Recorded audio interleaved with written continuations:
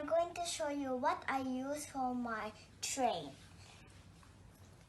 First, I use tissue paper, tissue box, and tissue roll, and then I cover with color paper.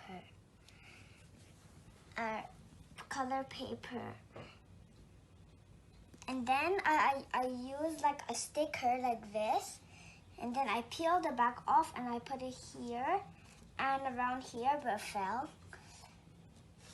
Also, this is a tissue box too.